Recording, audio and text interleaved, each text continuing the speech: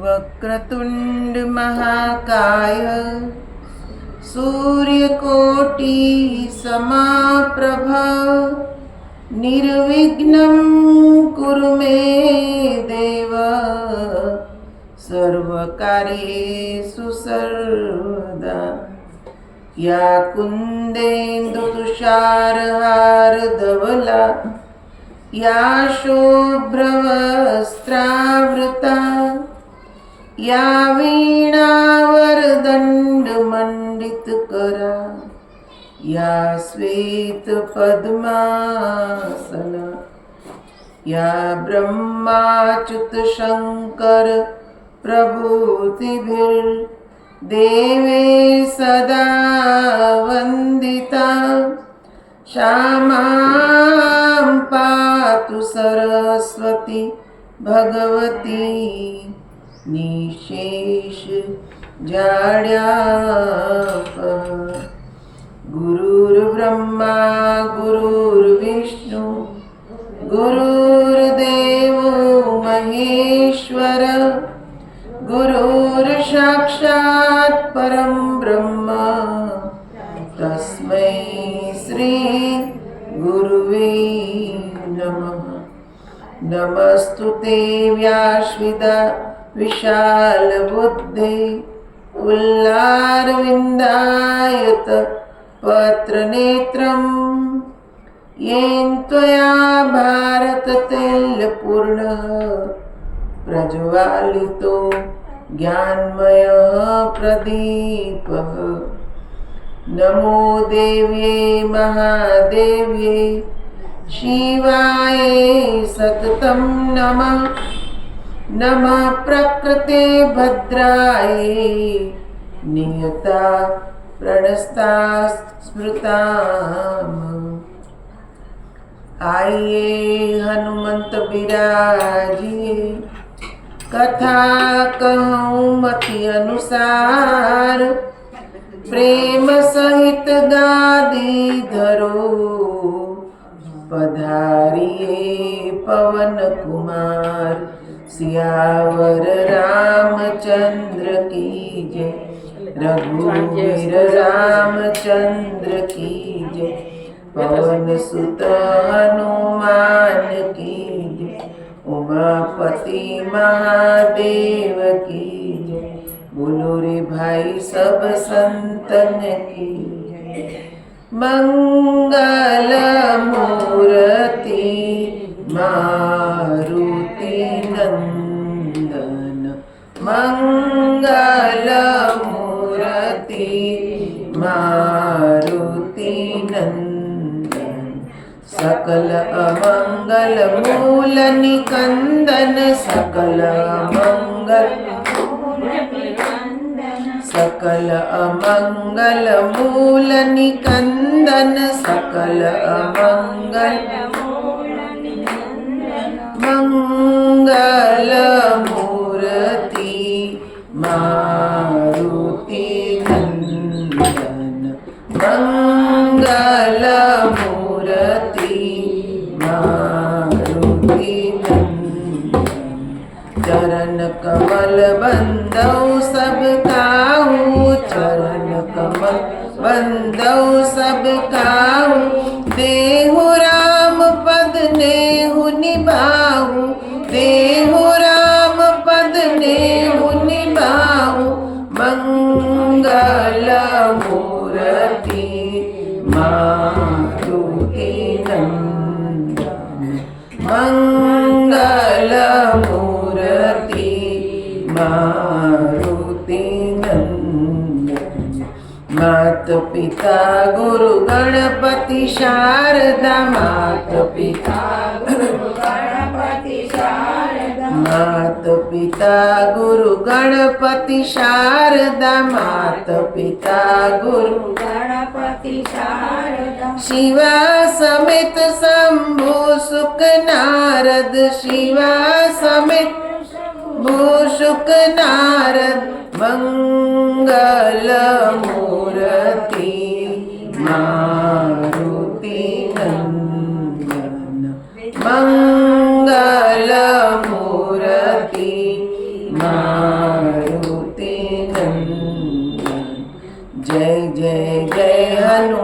हनुमान गुसाई जय जय जय हनुमान गुसाई।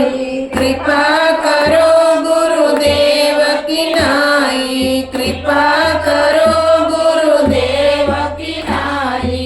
मंगल मूर्ति मारुति नंदन, मंगल मूर्ति मारुति नंदन। बंदौ राम लखन वैदेही, बंदौ राम लखन वैदेही। यह तुलसी के परम स्नेही, यह तुलसी के परम स्नेही। मंगल मूर्ति मारुति नंदन, मंगल मूर्ति मारुति नंदन।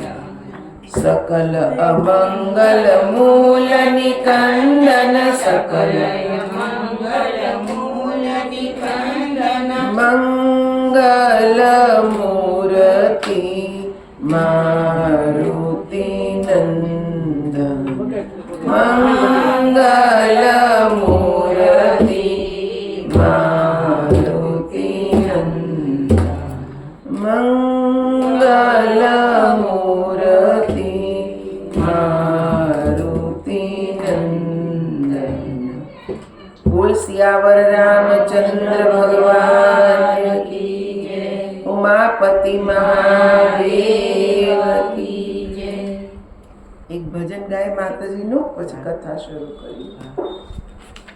મંદિરિયો સોનું રે ઉમાવડી તારા વિના, મંદિરિયો સોનું રે ઉમાવડી તારા વિના। મંદિરિયો સોનું રે ઉમાવડી તારા વિના, મંદિરિયો સોનું રે ઉમાવડી તારા વિના। અંતરિયો તલસે રે ઉમાવડી પૂજા વિના, અંતરિયો તલસે રે ઉમાવડી પૂજા વિના। મારું કેસર વિનો ચંદન રે ઉમાવડી તારી વાટ જુએ, મારા કેસર વિનો ચંદન રે ઉમાવડી તારી વાટ જુએ। तुझे आवता मोरू थाय ना, चंदन मारू सुकाई जाके। तुझे आवता मोरू थाय ना, चंदन मारू सुकाई जाके। मंदिरियो सोनू रे उमावड़ी तारा विना, मंदिरियो सोनू रे उमावड़ी तारा विना। मारी फूल केरी माळा रे उमावड़ी तारी वाट जुए, मारा फूल केरी माळा रे उमावड़ी तारी वाट जुए। तुझे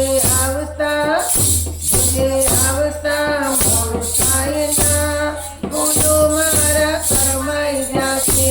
तुझे आवता मोरू थाय ना, फूलो मारा करमाई जाके। मंदिरियो सोनू रे उमावड़ी तारा विना, मंदिरियो सोनू रे उमावड़ी तारा विना। अंतरियो तलसे रे उमावड़ी पूजा विना, अंतरियो तलसे रे उमावड़ी पूजा विना।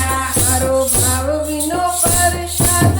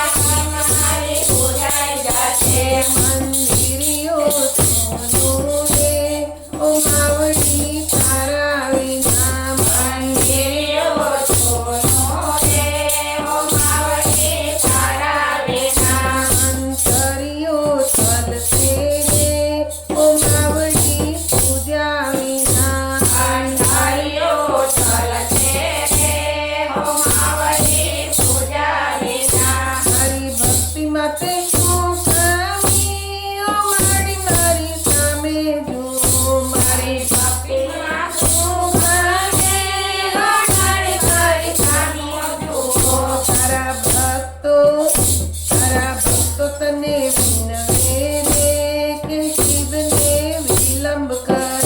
તારા ભક્તો તને વિનવે રે શિવને વિલંબ કરે. મંદિરિયો સોનું રે ઓ માવડી તારા વિના.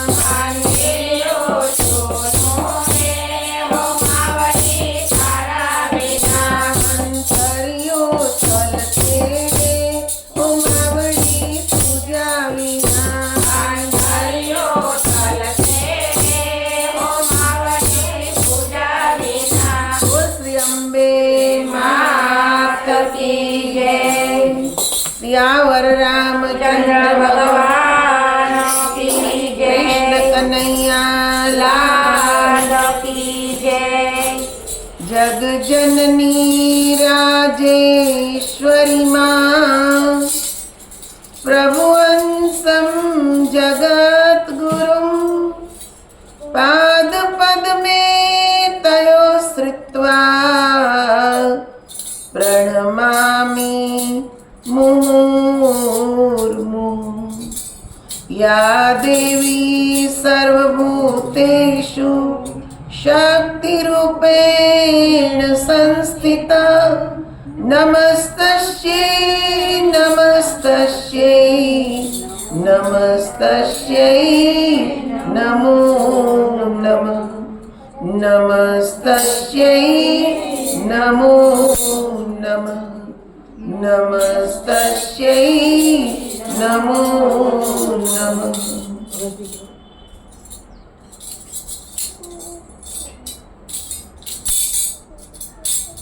આદરણીય માતાઓ બહેનો, આપણે કાલે દેવી ભાગવતનું મહાત્મય જોયું ને માં ભગવતી નું સ્વરૂપ શું છે એના વિશે જે જન્મેજય રાજાએ પ્રશ્ન કર્યો છે એનો જવાબ જે વ્યાસ ભગવાન આપે છે એ આપણે જોયો. મહિષાસુરે તપ કર્યું, બ્રહ્માજીને પ્રસન્ન કર્યા ને અજય થવાનું વરદાન માંગી લીધું. એણે પોતાની બુદ્ધિથી માંગ્યું કે હું આ સંસારમાં દેવ દૈત્ય મનુષ્ય કોઈથી ના મરું, કેવળ એક સ્ત્રીના હાથે જ મારું મૃત્યુ થાય. એટલે મહિષાસુરે ઇન્દ્રને ત્યાં પોતાનો દૂત મોકલો. દૂતે આવીને મહિષાસુરને ઇન્દ્રનો જવાબ આપ્યો. અહીંયા સુધીની આપણી કથા જોઈ. આગળની કથામાં વ્યાસજી કહે છે કે દૂતના ગયા પછી દેવરાજ ઇન્દ્રએ યમરાજ, પવનદેવ, કુબેર, વરુણ વગેરે દેવતાઓને બોલાવ્યા. કેમ કે યુદ્ધની ચુનૌતી આપી ને. મહિષાસુર નામથી પ્રખ્યાત દૈત્યોનો રાજા છે. તેના પિતાનું નામ રંભ હતું. વરદાન મળવાથી તે હંમેશા અભિમાનમાં ચકચૂર રહે છે ને તે અત્યંત માયાવી છે. દેવતાઓ, આજે તેનો દૂત મારી પાસે આવ્યો હતો. તે લોભી મહિષાસુરે સ્વર્ગને છીનવી લેવાની ઈચ્છા જાહેર કરી છે. તે દૂતે મને કહ્યું, શક્ર તમે સ્વર્ગ ખાલી કરો. ઇન્દ્ર તમારી મરજી પડે ત્યાં તમે ચાલ્યા જાઓ. આ મહિષાસુર દાનવે જે ચુનૌતી આપી છે એ ચુનૌતીનો આપણે સ્વીકાર કરવો કે ન કરવો એના માટે મેં તમને બધાને બોલાવ્યા છે. કેમ કે ઇન્દ્ર ઇન્દ્ર કે છે મહિષાસુર અતિ કે છે નીચ પ્રકૃતિનો દાનવ છે ને જે પ્રમાણે કે જે દૂતે મને કહ્યું એ પ્રમાણે એમ લાગે છે કે એની યુદ્ધ કરવાની ઈચ્છા છે. એટલે હવે આપણે બધા જ તૈયાર થઈ જઈએ યુદ્ધ કરવા માટે. પ્રારબ્ધ ઉપર બધું છોડી દઈએ. હાર જીત કોના હાથમાં એ તો ઈશ્વર જ જાણે છે, પણ આપણે પ્રયત્ન કરીએ. બધા દેવતાઓ રાજી થઈ ગયા કે બધા સાથે મળીને મહિષાસુર સામે યુદ્ધ કરીએ. ગુરુ બૃહસ્પતિજીને બોલાવ્યા, એમને પણ આ જ વાત કરી. ગુરુ બૃહસ્પતિએ કહ્યું કે આપણે એકલાય નિર્ણય ન કરાય, આપણે બ્રહ્માજી, શંકર ભગવાન આ બધાની પાસે જઈએ. કેમ કે વ્યક્તિ તમે જો યુદ્ધ માટે ઉતાવળો થાય, વિનાશ માટે જલ્દી ઉતાવળો થાય છે. કંઈક સારું કરવું હોય, કંઈક રચના કરવી હોય તો એમાં 1000 વાર વિચાર કરશે, કરું કે ના કરું, કેવું રિઝલ્ટ આવશે, શું એનું પરિણામ હશે, હે ને? આ બધું કેટલો વિચાર કરીએ. પણ કોઈની સાથે લડાઈ કરવી હોય તો ફટાફટ ત્યાં વિચાર આવતો નથી કે આનું પરિણામ શું હશે. ખેર કોઈ વ્યક્તિ બે પક્ષ લડતા હોય તો એકની તો હાર થવાની જ હોય. આપણા જીવનમાં આ કે છે સંઘર્ષ ચાલુ જ છે. આ તો એક દેવ દાનવની વાત કરી, પણ અંદર તમે જો તો આપણી અંદર એ દેવ ને દાનવ છે ને. સારી પ્રવૃત્તિને ખરાબ પ્રવૃત્તિ, સારા ગુણને ખરાબ ગુણ, આમાં સંઘર્ષ ચાલ્યા જ રાખે છે. કેટલાય વિચારો આવે, સારા વિચારો આવે ને ખરાબ એ આવે. બુદ્ધિ નિર્ણય આપે કે આટલા સારા વિચાર છે, આટલા ખરાબ છે, આનું પરિણામ આ હશે, આનું આ હશે, બધો નિર્ણય આપી દે. છતાંય તો જો ખરાબ કામ માટે આપણે ઉતાવળા થઈ જાય, ફટાફટ કરી નાખીએ. કોઈને મારી દેવું, ગાળ દઈ દેવી, કોઈનું છીનવી લેવું, હે ને? આ સંઘર્ષ ચાલે છે. દરેક ક્ષેત્રમાં સંઘર્ષ છે, પણ હંમેશા જેમ ગુરુ બૃહસ્પતિએ શું કીધું, આમ ઉતાવળ ન કરાય. પહેલા કે છે આપણે ભગવાન શંકર ને બ્રહ્માજી પાસે જઈએ, એમને પૂછીએ ને એ લોકો શું કહે છે એના ઉપર થોડોક વિચાર કરીએ. ભગવાન શંકર પાસે ગયા, બ્રહ્માજી પાસે ગયા, બધા યુદ્ધ માટે તૈયાર થઈ ગયા ને મહિષાસુરને લલકાર્યો. કેટલી બધી સેના લઈ ને મહિષાસુર એના એક સેનાપતિને મોકલે છે જેનું નામ હતું તામ્ર. તામ્રને મોકલો કે જાઓ બધાની સામે લડો. પણ એ યુદ્ધમાં તામ્રનું મૃત્યુ થાય છે, કેમ કે ત્યાં ભગવાન શંકર છે, બ્રહ્માજી છે, એની સામે કે છે એ ટકી શકતો નથી. ભયંકર યુદ્ધ થયું. તામ્ર દૈત્યની મૂર્છાથી મહિષાસુર ક્રોધિત થઈ ગયો ને એણે ગદા ઉપાડી ને દેવતા ઉપર તૂટી પડ્યો. દેવતાઓનો ભૂકો કરી નાખ્યો. તમે કાયર છો, તમારી ઈચ્છા પડે ત્યાં કે જે તમે બલિદાન ખાનારા છો, અભિમાનથી ચૂર છો, આવા અનેક શબ્દ બોલ્યા. ક્રોધમાં માણસ બોલે છે ને ગમે તેવું બોલે છે, એને ભાન તો રહેતું નથી કે હું કેવા શબ્દ બોલું છું, આવા બોલાય કે ન બોલાય, હે ને? કેટલી ગાળો બોલી દેશે. એમાં અહીંયા આ બધું જે લડાઈ છે ને, આ દેવ અને દાનવ એટલે શું? સદગુણ ને દુર્ગુણ. આ એની લડાઈ છે. એક તો દુર્ગુણ, મહિષાસુર એટલે દુર્ગુણ, ને એમાંય પાછું અભિમાન, એમાંય પાછો ક્રોધ. એટલે કેવા ભયંકર શબ્દ નીકળે. આપણે તો આમાં જે શબ્દો લખ્યા છે ને એ વાંચીએ શકીએ નહીં. એવા એવા શબ્દોનું કે છે ઉચ્ચારણ કર્યું ને ખૂબ ભયંકર લડાઈ થઈ. દેવતાઓએ યુદ્ધ ભૂમિની બહાર જઈને બ્રહ્મા, વિષ્ણુ ને શંકરનું સ્મરણ કર્યું. સ્મરણ કરતા તેઓ ત્યાં પધાર્યા. હંસ, ગરુડ, નંદી પર બેઠા હતા. દેવતાઓની રક્ષા કરવા તેમના હાથમાં આયુધ હતા.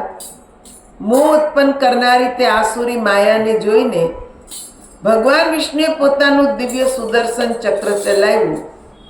તે ચક્રના પ્રચંડ તેજથી માયાનો તમામ ખેલ સમાપ્ત થઈ ગયો.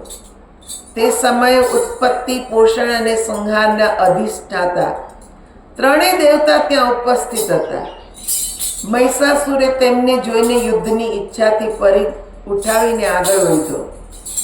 અત્યંત બળવાન મહિષાસુર, તેનો સેનાપતિ ચક્ષુર, ઉગ્રાસ્ય, ઉગ્રવીર્ય, અસીલોમા, ત્રિનેત્ર, વાષ્કલ અને અંધક, આ બધા દાનવોને બીજા બધા ઘણા દૈત્યોને સાથે લઈને નીકળ્યો.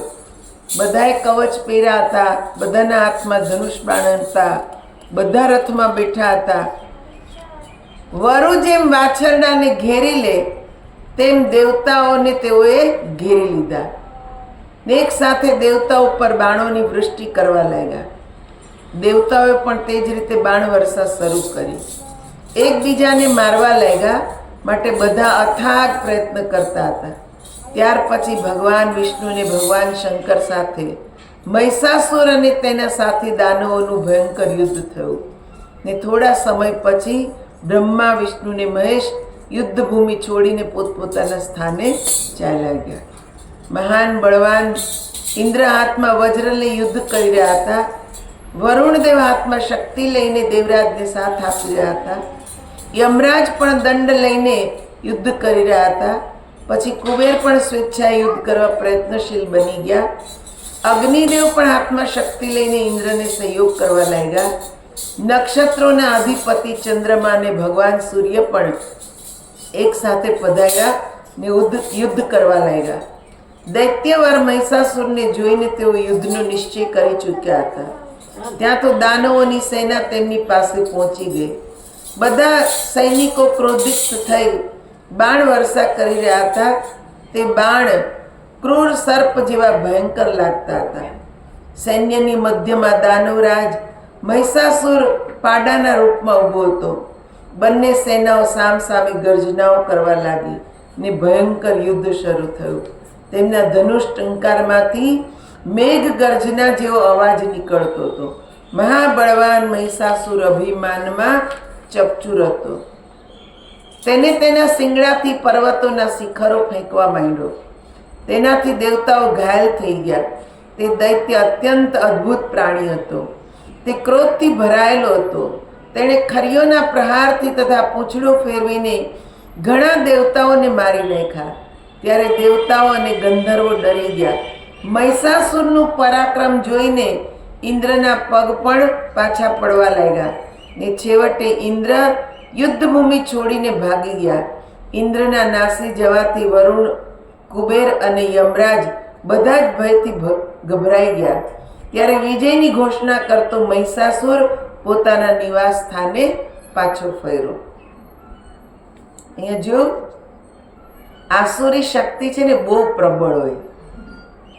એ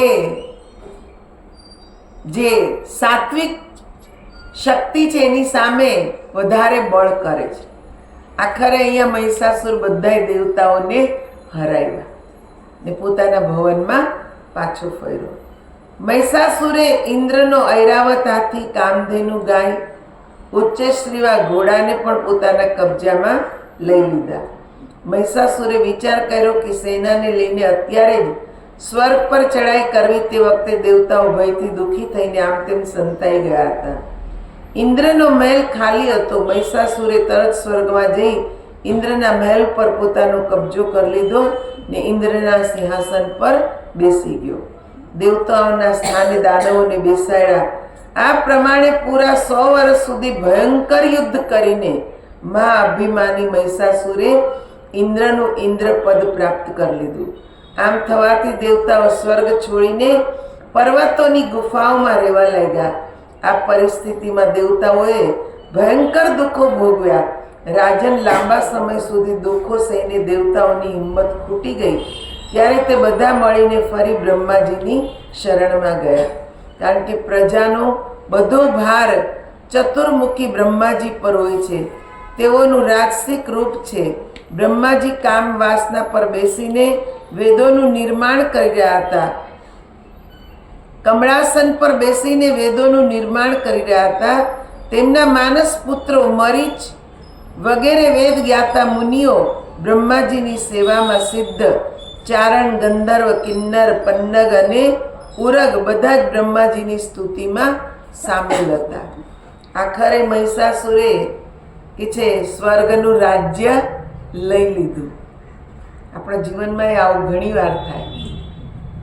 જે બહુ સીધા સાદા હોય ને એની ઉપર જેને બધી આંટી ઘૂંટી આવડતી હોય, રાજનીતિ આવડતી હોય, એ એના ઉપર કે જે રાજ કરી જાય. પણ જાજો ટાઈમ આ બહુ ચાલતો નથી. અહીંયા ભલે કે છે અત્યારે સ્વર્ગનો એ રાજા બની ગયો છે, દેવતાઓને ભાગવો પડ્યો. આ કથાથી એક વસ્તુ તો આપણને સમજવા મળે છે કે ગમે એટલી આપણી પાસે સંપત્તિ આવે, ગમે જેવું કે છે ગમે તેવું સ્વર્ગ જેવું સુખ આવે, પણ દસકો પૂરો થાય ને એટલે પાછા આપણે નીચે ઉતરવાના છીએ. હંમેશા તમે જો પર્વત પર એકવાર જે ટોચ ઉપર પહોંચી જાય ને પાછું નીચે ઉતરવું પડે. બધાનો એક દસકો હોય જીવનમાં. એક આવે પછી પાછું આપણે પાછું નીચે આવવું પડે. એનાથી નાસીપાસ ના થવાય, કેમ કે આ તો એક ચક્ર છે. જેમ સાયકલનું આમ પૈડું ફર્યા જ રાખે એમ સુખ દુઃખનું, ચડતી પડતીનું, સારી ખરાબ પરિસ્થિતિનું ચક્ર ચાલ્યા જ રાખે છે. પણ હિંમત ક્યારે હારવી નહીં. દુઃખમાં ડરવું નહીં ને સુખમાં છકી જવું નહીં. સુખ આવે તો બહુ છકવું નહીં. જો એમાં છકી ગયા તો તરત જ કે છે પડતી ચાલુ થઈ જાય. એટલે કે સુખમાં છકવું નહીં, પરમાત્માને ભૂલવા નહીં. સારા કામ કરવા માટે કે છે પાછી પાની કરવી નહીં. કેમ કે આ સુખ કાયમ રહેવાનું નથી, એ ઉતરવાનું છે ને પછી પાછું દુઃખ આવવાનું છે. પણ જો અભિમાન આવી જાય ને તો જલ્દી દુઃખ આવે છે. પણ તમારામાં સાત્વિકતા રહે, સારા કામ કરવાની ભાવના રહે તો એ સુખનો સમય લાંબો સમય ટકી શકે. આ દેવતાઓ અભિમાનમાં ચૂર થયા તો જ એની પડતી થઈ, નહીં તો કઈ પડતી થાય નહીં. એટલે આ કથાઓ આપણને શીખવે છે કે આપણે જીવન કેવું જીવવાનું છે. આપણા માટેની જ આ કથા છે. આ કઈ મહિષાસુર ને ઇન્દ્રની કથા નથી, પણ આનાથી શીખવાનું છે કે આપણે કેવું જીવન જીવવાનું છે. અંતે તમે જો દેવતાઓ જ છે, બધી શક્તિઓ છે, બધી સિદ્ધિઓ છે એની પાસે, તોય ભગવાનને શરણે એને જવું પડ્યું. ભગવાન પાસે જાય છે ને સ્તુતિ કરે છે બ્રહ્માજીની, શંકર ભગવાનની કે હે બ્રહ્માજી, અમે આપને બે હાથ જોડીને પ્રણામ કરીએ છીએ. અમે ખૂબ જ પીડિત છીએ, અમે બહુ દુઃખી છીએ ને તમે અમને આ દુઃખમાંથી મુક્ત કરો. બ્રહ્માજી કહે છે દેવતાઓ હું શું કરું? મહિષાસુરને વરદાનનું અભિમાન છે, તેને કોઈ સ્ત્રી જ મારી શકે એમ છે. કેમ કે વરદાન બ્રહ્માજીએ જ આપ્યું જ ને, એટલે ખબર છે કે એને અભિમાન તો આવ્યું જ છે કે હવે મને કોઈ મારી શકવાનું નથી. દેવતાથી, દાનવથી કે મનુષ્યથી હું મરવાનો નથી. નથી, કોઈ સ્ત્રી જ કે જે મારું મૃત્યુ લાવી શકશે. એટલે બ્રહ્માજીએ કીધું કે તમે લોકો કે છે એને મારી શકવાના નથી, કોઈ પુરુષે એને મારી શકે નહીં. તેથી હે દેવતાઓ, કૈલાસ પર્વત પર જઈએ, ત્યાં બધાય કાર્યોના વિશેષજ્ઞ ભગવાન શંકર બિરાજે છે. તેમની આગેવાનીમાં આપણે બધા વૈકુંઠમાં ભગવાન વિષ્ણુ પાસે જઈએ, તેમને મળીને દેવતાઓના હિત માટે વિશેષ રૂપે ચર્ચા વિચારણા કરીએ. બ્રહ્માજી ભલે પાલક કે જે સૃષ્ટિનું સર્જન કરનાર છે, પણ જવું પડે જ કોની પાસે? પાલનહાર પાસે ને સંહાર કરતા ભગવાન શંકર પાસે. કે ત્યાં જઈએ, એ કંઈક આપણને સદબુદ્ધિ આપે, કંઈક રસ્તો બતાવે. એમને લઈને વિષ્ણુ ભગવાન પાસે જઈએ. આ પ્રમાણે કહીને બ્રહ્માજી હંસ પર બેઠા, દેવતાઓને સાથે લઈને કૈલાસ પહોંચ્યા.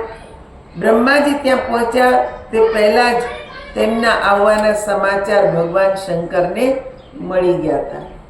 બ્રહ્માજીને દેવતાઓ સાથે આવતા જોઈ શંકર ભગવાન પોતાના ભવનમાંથી બહાર આવ્યા અને બ્રહ્માજી અને શંકરજી એકબીજાને પરસ્પર પ્રણામ કરીને આશીર્વાદ આપવા લાગ્યા.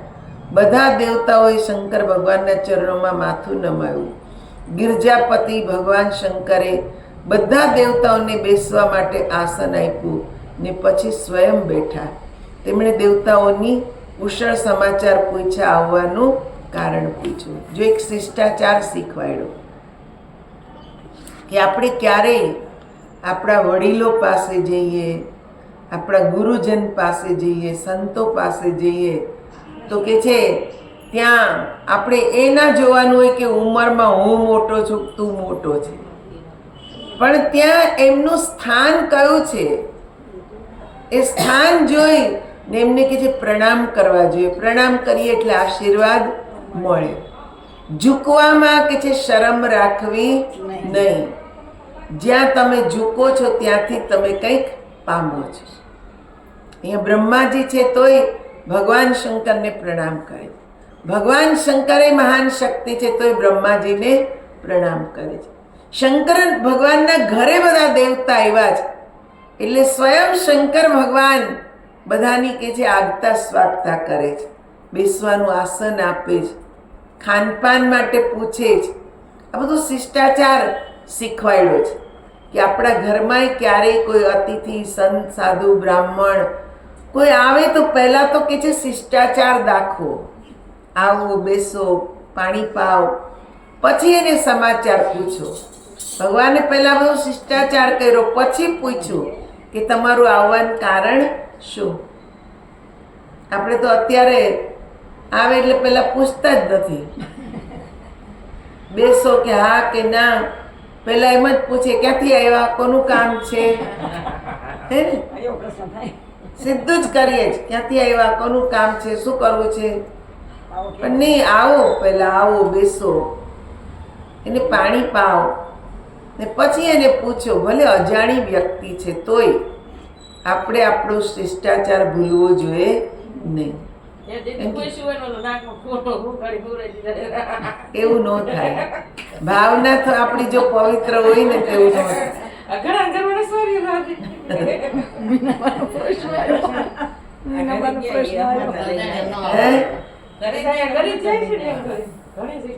ગરી જાય પણ સાવધાની રાખવી પડે. એવું નથી કે ન રાખવી પડે. એટલે તો ભગવાને બુદ્ધિ આપેલી છે. એ બુદ્ધિનો ઉપયોગ કરવાનો. સામે માણસને આમ જોઈને ત્યાં આપણને આમ ખબર પડી જાય કે આ માણસની દાનત કેવી છે. કેમ કે ચહેરો ન બોલે પણ આંખો પહેલા બોલે. એટલે આંખોથી જ ખબર પડી જાય કે આ માણસ કેવું છે. સામે જેવું માણસ હોય એવો વ્યવહાર કરાય. શંકર ભગવાને પૂછ્યું, બ્રહ્માજી કયા હેતુથી આપે ઇન્દ્ર સહિત બધા દેવતાઓ સાથે અહીં આવવાનું કષ્ટ કર્યું? હે મહાભાગ, જે હોય તે કારણ કહો.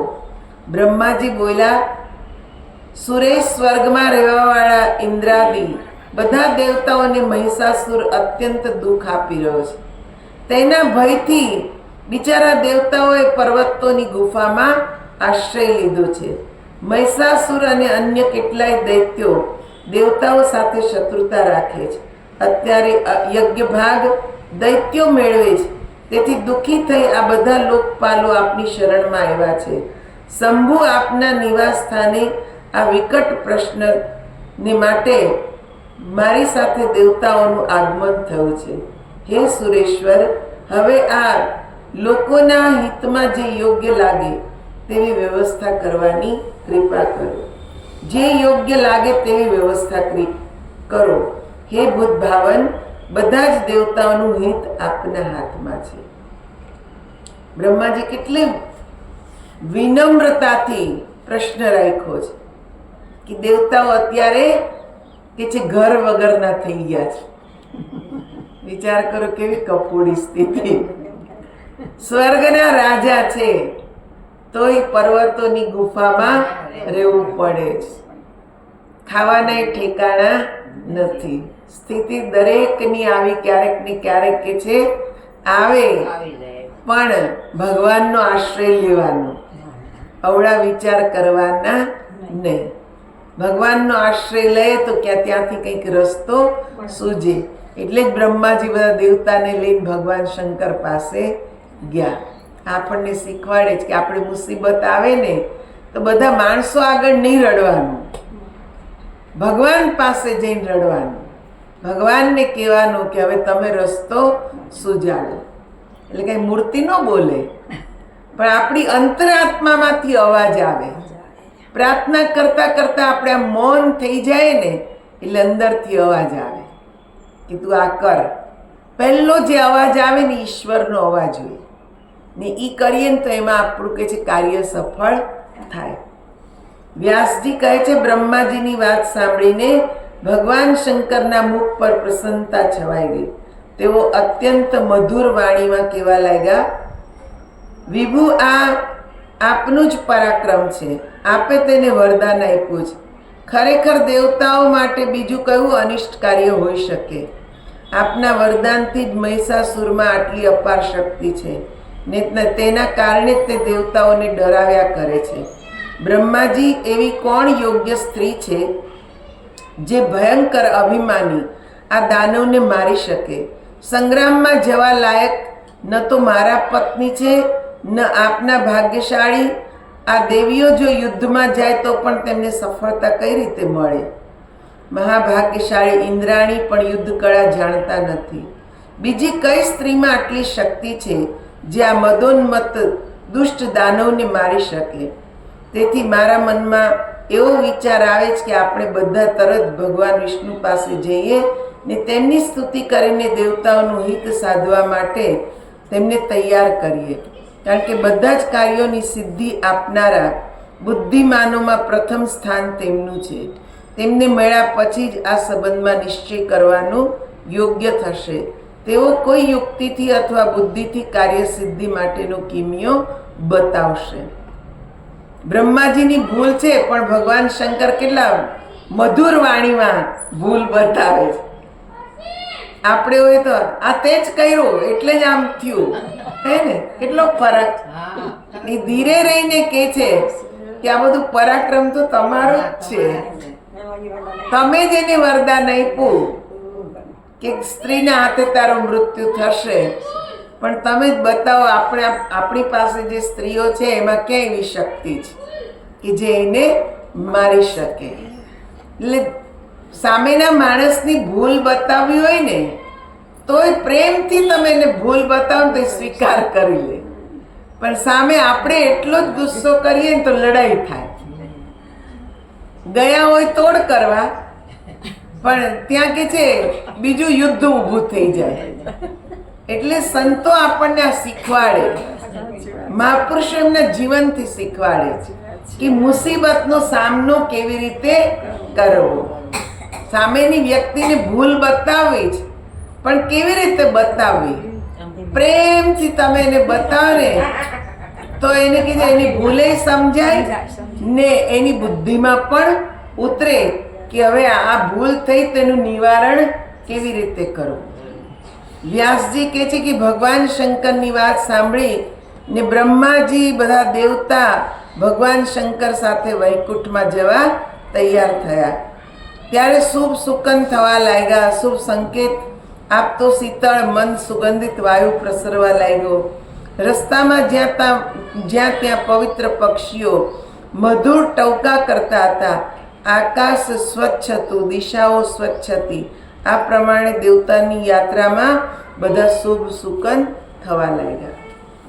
આપણી સાથે કે છે નિર્ણય આપણો સારો હોય ને તો કુદરત પણ આપણી સાથે થઈ જાય ને આપણને બધા જ સારા કે છે સુકન મળવા લાગે. આપણી સાથે પહેલેથી સંકેત આવવા લાગે કે તમે જે કાર્ય માટે જઈ રહ્યા છો એ ખૂબ સારું કાર્ય છે ને તમે જાઓ.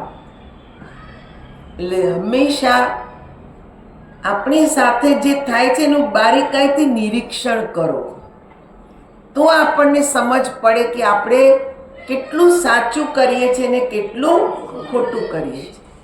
આ બુદ્ધિનો આ જ સદુપયોગ કરવાનો છે. ગમે તેમ ઉલુલ ઝુલુલ જીવન જીવવાનું નથી. જે કંઈ કાર્ય કરો નાનામાં નાના કાર્યનું પણ મનમાં એક નિરીક્ષણ હોવું જોઈએ કે આ જે કરીએ છીએ બરાબર છે, આનું પરિણામ શું હશે. આવું પહેલાં કે છે નિર્ણય કરીને કરીએ ને તો વિઘ્ન ઓછા આવે ને કાર્ય આપણું સફળ થઈ જાય. વ્યાસજી કહે છે બધા દેવતાઓ વૈકુંઠ પહોંચી ગયા. ભગવાન વિષ્ણુનું પરમ પ્રિય દિવ્ય ધામ છે વૈકુંઠ. તે અત્યંત શોભાયમાન છે. અનેક દિવ્ય સરોવર તેની અત્યંત શોભા વધારી રહ્યા છે. તે ભવનની ચારે બાજુ દિવ્ય ચંપો, અશોક, કલ્લાર, પારિજાત, બકુલ, માલતી, તિલક, આંબો આવા ઘણા બધા સુગંધિત પુષ્પોના વૃક્ષો છે. તેના ઉપર કોયલો ટંકા કરી રહી છે, મોર નાચી રહ્યા છે, ભમરા ગુંજન કરી રહ્યા છે.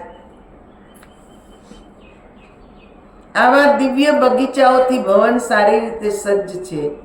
નંદ અને સુનંદ વગેરે પાર્ષદો ભગવાનના અનન્ય ભક્ત છે. તેઓ ભગવાનની સ્તુતિ કરી રહ્યા છે. ત્યાં બીજા પણ કેટલાય વિશાળ ભવન છે. તેમાં સુવર્ણ અને મણિ જડેલા છે. દિવાલો ઉપર સુંદર ચિત્રો શોભી રહ્યા છે. તે સુંદર ભવનો એટલા ઊંચા છે જાણે આકાશને અડી રહ્યા હોય. આ બધા મહેલથી ભગવાનનો મહેલ તદ્દન જોડાયેલો છે. ત્યાં દિવ્ય ગંધર્વો ગાન કરી રહ્યા છે. મનને મોહિત કરનારા કિન્નરો મીઠા સ્વરમાં આલાપ કરી રહ્યા છે. ભગવાન વિષ્ણુનું આ ભવન અત્યંત શોભાયમાન છે. ત્યાં જય અને વિજય નામના બે દ્વારપાલ હાથમાં સોનાની છડી લઈને પહેરો ભરી રહ્યા છે. વિષ્ણુ ભગવાનના મહેલમાં જતા સર્વપ્રથમ જય વિજય મળ્યા. દેવતાએ તેમને કહ્યું તમારા બંનેમાંથી કોઈ એક જણ અંદર જઈને ભગવાનને જણાવો કે આપના દર્શન કરવા માટે બ્રહ્મા, શંકર અને દેવતાઓ દરવાજા ઉપર ઊભા છે. કોઈ મહાપુરુષને મળવા જઈએ, કોઈ મહાન સંતને મળવા જઈએ, કોઈ મોટી વ્યક્તિને મળવા જઈએ તો કે જે પહેલા શિષ્ટાચાર આ શીખવાડે છે કે દ્વાર પર જે હોય પહેલા એની અનુમતિ લેવી જોઈએ. સીધા જ અંદર કે જે ઘૂસી જવાય નહીં. પહેલા એની અનુમતિ લેવાય કે ભાઈ તમે જાઓ, અંદર પૂછો અમે આવ્યા છીએ, અમે એમને મળી શકીએ છીએ કે નહીં. આ એક શિષ્ટાચાર છે. તો જેને મળવા આપણે ગયા છે ને એ બહુ પ્રેમથી આપણને બોલાવશે, આપણું માન સન્માન જળવાશે. પણ સીધા જ અંદર ઘૂસી જઈએ તો સામેની વ્યક્તિને ક્રોધ જ આવે. ને ક્રોધ આવે તો આપણે જે કાર્ય કરવા ગયા હોય ને એ કાર્ય થઈ શકે નહીં. એટલે એક શિષ્ટાચાર શીખવાડો. ભલે બ્રહ્માજી છે, શંકર ભગવાન છે, મહાન શક્તિ છે, એમના કે જે સમોવડિયા જ બધા, પણ છતાંય મળવા ગયા છે એમને એટલે એમણે શિષ્ટાચારને અનુકરણ કર્યું. આપણે એનું અનુકરણ કરવાનું કે આવો શિષ્ટાચાર આપણા જીવનમાં હોવો જોઈએ. પેલા દરવાજા ઉપર કે છે બેલ મારો, બોલાવે આપણને. ભરત દ્વારપાલ ના હોય પણ આજકાલ તો બેલ જ દ્વારપાલ છે. પેલા એને વગાડો ને પછી આવીને આપણને બોલાવશે, બેસાડશે ને આપણું જે કામ હશે એ કામ કે જે ધ્યાનથી સાંભળશે ને જેટલી બને એટલી આપણને મદદ પણ કરશે. વ્યાસજી કહે છે, દેવતાઓની વાત સાંભળીને વિજય તેમને પ્રણામ કર્યા ને તરત ભગવાન વિષ્ણુ પાસે જઈને કહેવા લાગ્યા, દૈત્યોનું દમન કરનાર દેવાધિદેવ પ્રભુ, અત્યારે બધા દેવતાઓ દ્વાર પાસે આવીને ઊભા છે. બ્રહ્માજી, રુદ્ર, ઇન્દ્ર, વરુણ, અગ્નિ, યમરાજ વગેરે બધા દેવતાઓ આપના દર્શન માટે આવ્યા છે. તે બધા વૈદિક મંત્રોથી આપની સ્તુતિ કરી રહ્યા છે. વ્યાસજી કહે છે, વિજયની વાત સાંભળીને રમાપતિ ભગવાન વિષ્ણુ તે જ ક્ષણે તેમના ભવનમાંથી બહાર આવ્યા. ખૂબ જ પ્રેમથી બધા દેવતાઓને મળ્યા. દેવતાઓને થાકી ગયેલા, દુર્બળ અને દુઃખી જોઈને ભગવાને પોતાની પ્રેમભરી દ્રષ્ટિ નાખીને પ્રસન્ન કર્યા. તે પછી દૈત્યોનો સંહાર કરનાર ને વેદો જેમનું ગુણગાન કરે છે તે દેવાધિદેવ ભગવાન વિષ્ણુને બધા દેવતાઓ પ્રણામ કરીને સ્તુતિ કરવા લાગ્યા. દેવતાઓ બોલ્યા, હે દેવેશ્વર, જગત પ્રભુ, ઉત્પત્તિ, પોષણ અને સંહાર કરનાર દયાના સાગર, મહારાજ કૃપા કરી આપ અમારી શરણે આવેલાની રક્ષા કરો. એ પ્રેમથી પ્રાર્થના કરી કે અમે તો બહુ જ પરેશાન થઈ ગયા છીએ, પણ તમે જ અમારી રક્ષા કરી શકો છો. પહેલા ગુણગાન ગાયા એમના. કોઈ પાસે કોઈ વસ્તુ મેળવવી હોય ને, કોઈ કામ કરાવવું હોય ને તો પહેલા એના ગુણ ગાવા પડે. એમના ગુણ, હા, વખાણ એમના કરીએ તો જ આપણું કામ નીકળે, નહીં તો નીકળે નહીં. આપણે બધું ડાયરેક્ટ જ જોઈએ છે, કોઈના ગુણ ગાવા નથી ને એમને બધું જોઈએ છે, એટલે જ આપણે શાંતિથી રહી શકતા નથી.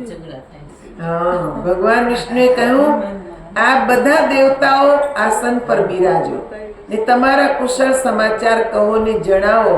બધા એક સાથે અહીં આવવાનું કારણ શું છે? તમે બધા આટલા બધા ચિંતામાં કેમ છો? બધાના મોઢા પર આટલી ઉદાસી કેમ છે? બ્રહ્મા અને શંકરની સાથે હોવા છતાં તમારી દયાજનક સ્થિતિ કેમ છે? આપને શું કામ છે તે તરત કહો. દેવતાઓ બોલ્યા, મહારાજ, દુરાચારી મહિષાસુર અમને અત્યંત દુઃખી કરી રહ્યો છે. તેના ઉપર કોઈનો વશ નથી. તે પાપી મહાદુષ્ટ છે. તેને વરદાન મળ્યું હોવાને કારણે તે અત્યંત અભિમાની થઈ ગયો છે. યજ્ઞોમાં બ્રાહ્મણો દ્વારા આપના અપાતા બલિદાન પણ તે જ ખાય છે. અમે બધા દેવતાઓ ભયભીત થઈને પર્વતની ગુફાઓમાં ભટકી રહ્યા છીએ. હે મધુસૂદન, બ્રહ્માજીના વરદાનના પ્રભાવથી તે દાનવ અજય બની ગયો છે. તેથી આ કાર્યને અત્યંત મુશ્કેલ માનીને અમે આપની શરણમાં આવ્યા છીએ.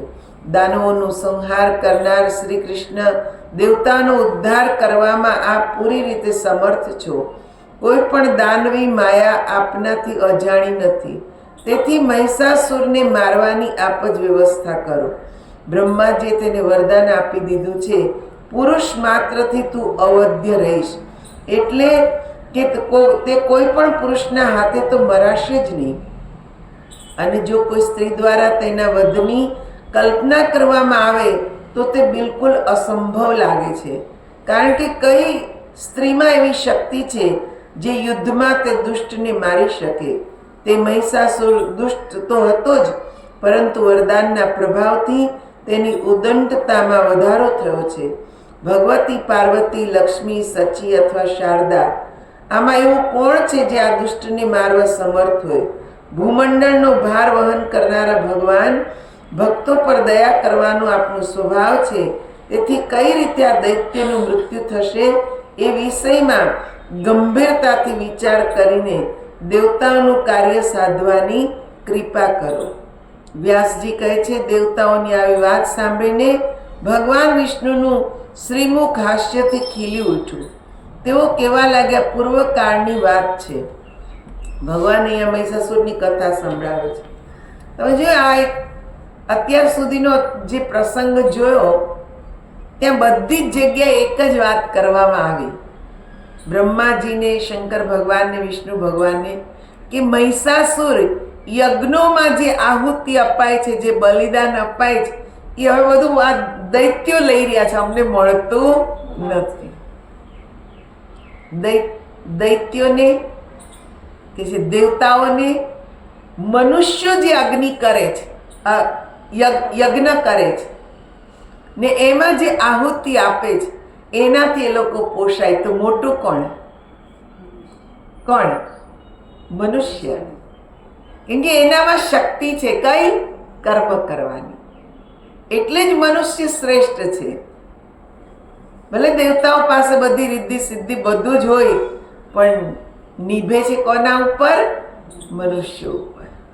યજ્ઞ જે થાય ને જે દેવી દેવતાઓને આપણે યજ્ઞ કરીએ છીએ એમાં આહુતિઓ જે આપવામાં આવે છે એ આહુતિ દ્વારા એ પોષાય છે. ને અત્યારે એમને પરેશાની જ છે કે અમને એ આહુતિ મળતી નથી, એ બલિદાન અમને મળતું નથી. લડાઈ બસ આની જ છે, આને મળે છે ને નથી મળતું. ટૂંકમાં આટલી જ વાત છે. અહીંયા ભલે બહુ મોટું લાંબુ વર્ણન કર્યું, પણ ટૂંકમાં જો સમજીએ તો આટલી જ લડાઈ છે. ચાહે મનુષ્ય હોય, બે ભાઈ હોય, બે બહેનો હોય, દેવતા હોય, દાનવ હોય, આની પાસે વધારે છે ને મારી પાસે ઓછું છે. મને મળવું જોઈએ, એને મળે છે ને મને કેમ નહીં? આ જ લડાઈનું કારણ હે ને, બીજું કોઈ કારણ આવતું નથી. અહીંયા આ જ લડાઈ છે. ભલે મહિષાસુર તપ કરીને વરદાન પામી ગયો, અભિમાની થઈ ગયો, બધું બરાબર, એ તો છે જ. પ્રભુતા જેની પાસે આવે ને એને સમાવાની શક્તિ ના હોય તો અભિમાન તો આવે જ. કે પ્રભુતા એવી છે. પ્રભુતા પાય કાહુ મદ નાહી. સંતોએ કીધું કે પ્રભુતા મળે તો કોને અભિમાન ના આવે? આવે, બધાને આવે. પણ એને જે પચાવી જાણવું, એ જે કામ છે, એ ગુણ જે છે એ મહાપુરુષોનો ગુણ છે કે પ્રભુતાને પચાવી જાય. એની પાસે હોય છતાંય એનામાં અભિમાન આવે નહીં, તો એ સાદાઈથી જીવન જીવે. એક વ્યક્તિ એવો કે જેણે નાનપણથી સંગીત શીખ્યું ને ખૂબ એમાં મહારત પ્રાપ્ત કરી, હે ને, ઘણી કોમ્પિટિશનમાં ભાગ લીધો, એમાંય હાર મળી, પણ મનથી હાર સ્વીકારી નહીં. માણસ હારી ક્યારે જાય? મનથી સ્વીકારી લે ને કે હું હારી ગયો, ત્યારે એ પડી જાય. પણ મનથી સ્વીકાર કરવો જોઈએ નહીં. આપણે કોઈ વ્યક્તિથી હાર્યા, પણ આપણા મનથી હારવું જોઈએ નહીં. એ હારી ગયો કોમ્પિટિશન, પણ મનથી હાર્યો નહીં. મનથી નક્કી કરી લીધું કે મારું જીવન જ સંગીત છે, મારે એમાં જ આગળ વધવું છે. બરાબર, દ્રઢ નિશ્ચય કર્યો ને ધીરે ધીરે મહેનત કરી, એમાં એકાગ્રતા આવી, એક લક્ષ્ય બનાવી દીધું ને કે સંગીતમાં જ આગળ વધવું છે. સંગીત જ મારી સાધના, સંગીત જ મારા ભગવાન.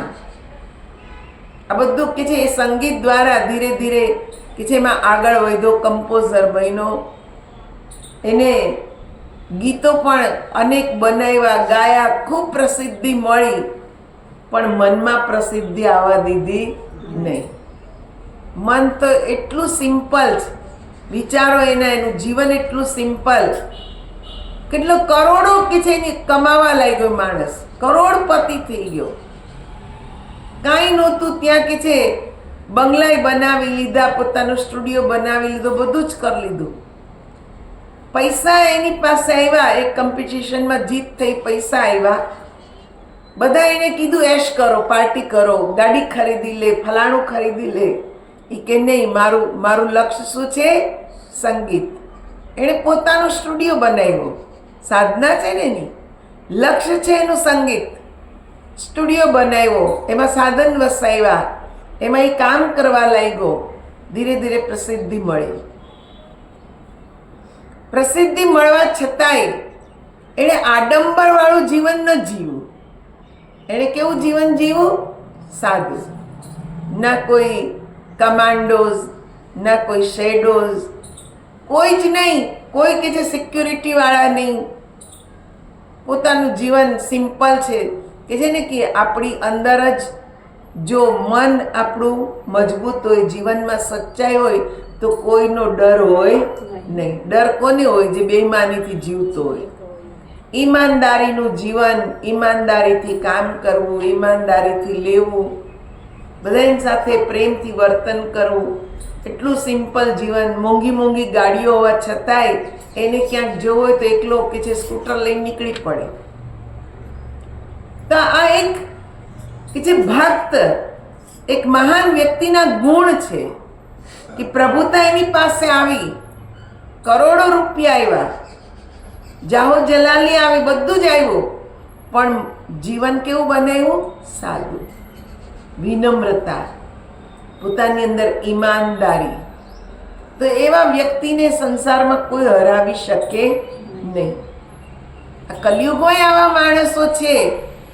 આપણે એમ કહીએ કે કલયુગમાં એવું ન જીવાય. જીવાય, પણ પોતાની દ્રઢતા હોવી જોઈએ, પોતાની મક્કમતા હોવી જોઈએ કે મારે કેવું જીવન જીવવું છે. આ ઘોંઘાટવાળું, ઉપાધિવાળું કે શાંતિપ્રિય?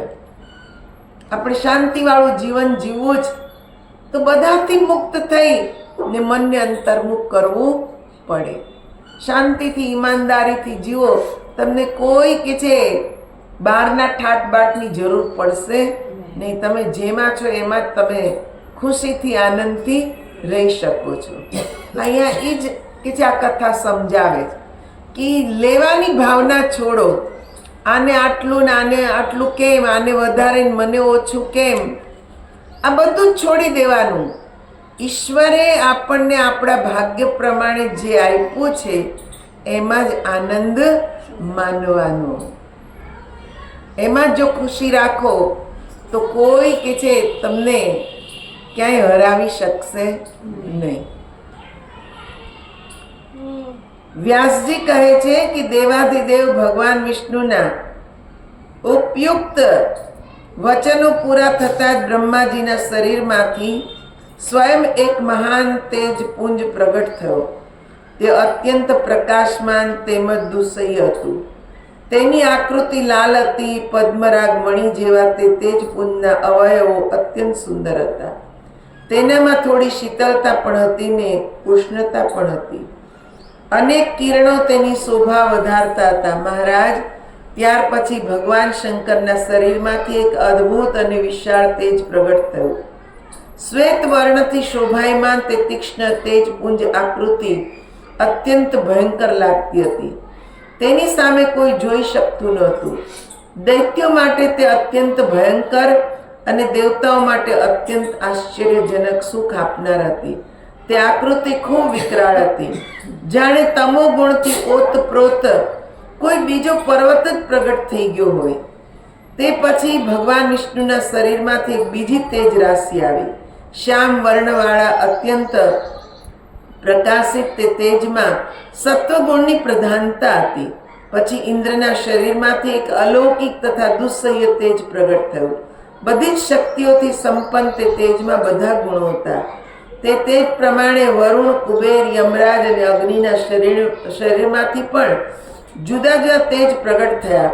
એ સિવાય બીજા જેટલા દેવતાઓ હતા તે બધાના શરીરમાંથી પણ તેજ પ્રગટ થયું. બધાના શરીરમાંથી નીકળેલા તેજ એકત્ર થઈને એક મહાન પુંજનો ઢગલો જાણે હિમાલય પર્વત સામે આવી ગયો હોય. બધા જોઈ જ રહ્યા. ત્યાં તો દેવતાઓનું તે તેજ પુંજ એક પરમ સુંદરી સ્ત્રીના રૂપમાં પરિવર્તિત થઈ ગયો. જો બધા દેવતાઓના શરીરમાંથી શું નીકળ્યું? તેજ, પ્રકાશ. આપણા શરીરમાં એ જ પ્રકાશ છે, પણ ફેર એટલો છે કે એમણે એમની શક્તિને ઓળખી છે ને આપણે ઓળખી નથી. ને બધું જ તેજ ભેગું થયું તો એમાંથી એક સુંદર સ્ત્રીનું સ્વરૂપ પ્રગટ થયું. તે સર્વશ્રેષ્ઠ સ્ત્રી એવી અદ્ભુત હતી કે તેને જોઈને બધાને આશ્ચર્ય થયું. તે જ ભગવતી મહાલક્ષ્મી થયા. તેમનામાં સત્વ, રજ અને તમ એ ત્રણેય ગુણો વિદ્યમાન હતા. બધા જ દેવતાઓના તેજથી પ્રગટેલા તે દેવી 18 ભુજાઓથી શોભતા હતા. તેમના 3 વર્ણ હતા. મોઢું સ્વચ્છ હતું, આંખો કાળી હતી, બંને હોઠ લાલ હતા, હાથની હથેળીઓ લાલ હતી. અલૌકિક અલંકારોથી તે અત્યંત શોભી રહ્યા હતા. મહિષાસુરને મારવા માટે દેવોના વિપુલ તેજથી પ્રગટ થયેલા તે દેવી 18 ભુજાઓવાળા હોવા છતાં જરૂર પડે હજારો ભુજાઓવાળા થઈ જતા હતા. જન્મેજયે કહ્યું, હે મહાભાગ મુનિવર વ્યાસજી, આપ સર્વજ્ઞ પુરુષ છો. ભગવાન દેવતાઓના શરીરમાંથી પ્રગટ થયેલા દેવીના ચરિત્રનું વિસ્તારથી વર્ણન કરો. બધા જ દેવતાઓનું તેજ એકત્રિત થઈને દેવીના રૂપમાં ફેરવાઈ ગયું કે તેના જુદા જુદા રૂપ બન્યા. મોઢું, આંખ, નાક, કાન વગેરે ભેદથી તે દેવીના જુદા જુદા અંગો હતા, પણ તે સર્વના એકઠા થવાથી એક જ શરીર લાગતું હતું. વ્યાસજી, જે દેવતાઓના શારીરિક તેજથી દેવીનું અદ્ભુત શરીર પ્રગટ થયું તેનું વિસ્તારથી વર્ણન કરવા કૃપા કરો. દેવતાઓએ જે રીતે દેવીને આયુધ અને આભૂષણ અર્પણ કર્યા તે બધો પ્રસંગ પણ મને આપના મુખારવિંદથી સાંભળવાની તીવ્ર ઈચ્છા છે. મુનિવર, આપના મુખ કમળથી નીકળેલું ભગવતી મહાલક્ષ્મીનું આ ચરિત્ર અમૃત જેવું મધુર છે. તેનું વારંવાર પાન કરવા છતાં મનને તૃપ્તિ થતી નથી. સુતજી કહે છે, મહારાજ, જન્મેજયની ઉપરોક્ત વાતો સાંભળીને સત્યવતી નંદન વ્યાસજી જાણે તેમને સંતુષ્ટ કરતા હોય તે રીતે મધુર વાણીમાં પોતાના વ્યક્તિત્વનો આરંભ કર્યો. વ્યાસજી કહે છે, રાજન, તમે ભાગ્યશાળી પુરુષ છો. કુરુ શ્રેષ્ઠ દેવીના શ્રી વિગ્રહની ઉત્પત્તિના વિષયમાં મારી બુદ્ધિ પ્રમાણે વિસ્તારથી તમને કહું છું, સાંભળો. સ્વયં બ્રહ્મા, વિષ્ણુ, મહેશ અને ઇન્દ્ર પણ ભગવતીના રૂપનું યથાર્થ વર્ણન કરી શકવા સમર્થ નથી. પણ હું કઈ રીતે કહી શકું? દેવીના જે રૂપ છે, જેવા છે અને જે ઉદ્દેશ્યથી તે સાકાર થયા છે તેને હું કઈ રીતે જાણી શકું? પરંતુ મારી વાણી ફક્ત એટલું જ કહેવા સમર્થ છે કે અખિલ દેવ શક્તિ સ્વરૂપા ભગવતી પ્રગટ થયા. ખરેખર તો તે દેવી નિત્ય સ્વરૂપા છે, અર્થાત સદા બિરાજમાન રહે છે. દેવતાઓનું હિત સાધવા માટે જરૂર પડે એક રૂપા હોવા છતાં તે ક્યારેક જુદા જુદા પ્રકારના રૂપ ધારણ કરી લે છે. જેમ નટ સ્વભાવત એક રૂપ હોવા છતાં દર્શકોને પ્રસન્ન કરવા માટે જુદો જુદો વેશ લઈને મંચ પર આવે છે, તેમ ભગવતી વાસ્તવમાં નિર્ગુણા અને અરૂપા હોવા છતાં પણ દેવતાઓનું કાર્ય સિદ્ધ કરવા માટે લીલાથી સગુણ રૂપ ધારણ કરી લે છે. જ્યાં તે જેવી લીલા કરે છે તે પ્રમાણે તેમના નામ પડી જાય છે. તેમના જેટલા ગુણ નામો છે તે બધામાં ધાતુના અર્થ તથા ગુણ પણ હોય છે. રાજન, હવે જે રીતે તેજ ભગવતીનું મનોહર રૂપ પ્રગટ થયું તેનું વર્ણન મારી બુદ્ધિ પ્રમાણે કરું છું. ભગવાન શંકરનું જે તેજ હતું તેનાથી ભગવતીના શ્રીમુખની રચના થઈ. શ્વેત વર્ણથી સુશોભિત તે મુખમંડળ અત્યંત વિશાળ અને મનોહર આકૃતિવાળું છે. યમરાજના તેજથી ભગવતીના માથા પર સુંદર વાળ કેશ થયા. બધા કેશ ખૂબ જ લાંબા, સુંવાળા, વાંકા, અગ્રભાગવાળા, મેઘ જેવા કાળા અને મનોહર નેત્ર હતા. અગ્નિના તેજથી તે દેવીના 3 નેત્ર પ્રગટ થયા. કૃષ્ણ કાળા, રક્ત લાલ અને શ્વેત સફેદ આ 3 રંગોથી તે નેત્રો શોભી રહ્યા હતા. તેમની સુંદર ભંવરો સંધ્યાના તેજથી ઉત્પન્ન થઈ હતી. તે અત્યંત તેજસ્વી, કાળી તીરછી કામદેવના ધનુષ જેવી લાગતી હતી. વાયુના તેજથી તેમના 2 કાન ઉત્પન્ન થયા. તે ન વધારે લાંબા હતા ન ખૂબ નાના હતા. કુબેરના તેજથી અત્યંત સુંદર ને મનોહર નાસિકા ઉત્પન્ન થઈ. તલના ફૂલ જેવો તેનો નાનો આકાર હતો. રાજન, તે દેવીના અત્યંત ચળકતા અને મનોહર દાંત પ્રજાપતિના તેજમાંથી ઉત્પન્ન થયા હતા. મોગરાના પુષ્પની અણી જેવો તેનો આકાર હતો.